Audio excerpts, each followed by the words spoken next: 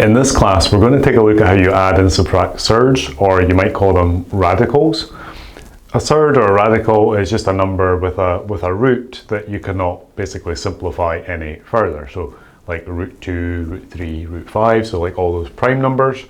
And what we're going to learn to do in this class is take two of those types of number, or it could be more than two, and then add them together, or subtract them. So basically combine them.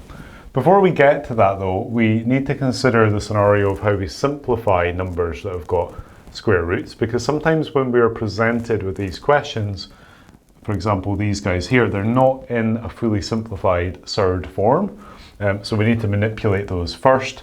So let's start by just thinking about how we simplify these down. So the square root of 8, well, we can write that as the square root of 4 times 2.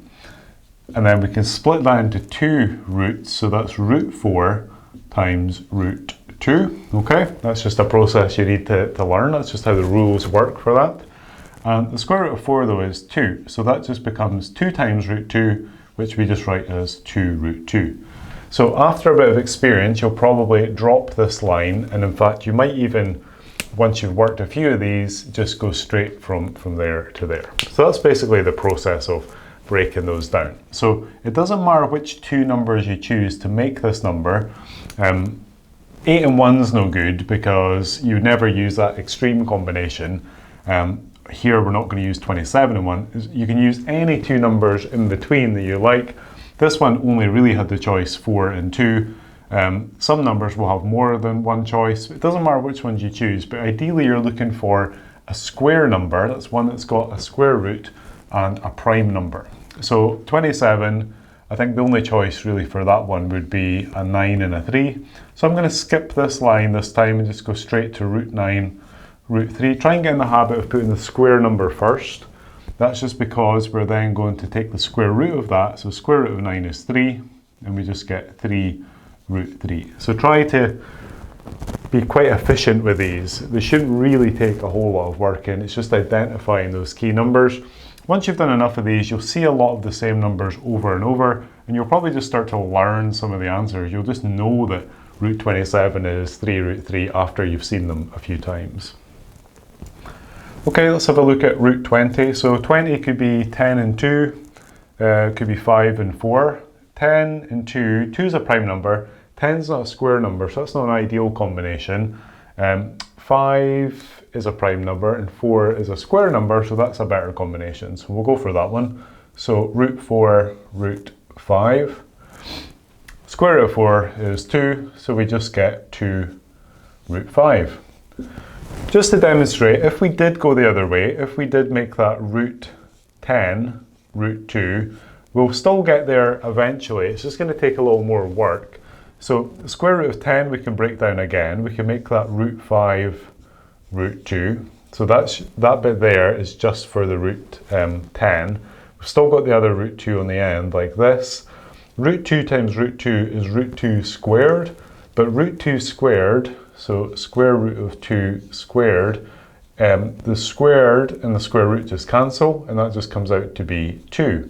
So these guys just times together to give you 2, or you could think of it as root 2 times root 2 giving you root 4, and the square root of 4 is 2. Either way, the square root of 2 times the square root of 2 is 2, so that's going to be root 5 times 2, which we would just compact as 2 root 5. So it just gives us the same answer anyway.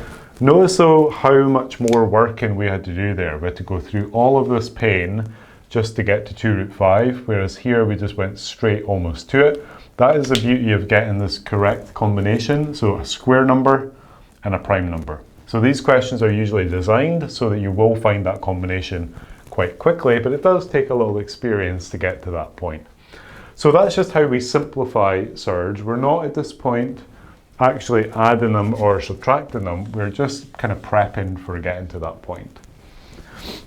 Really important technique though, if you're going to be working with surds or radicals you might call them, then this is really, really important because you're going to be using this kind of technique all the time.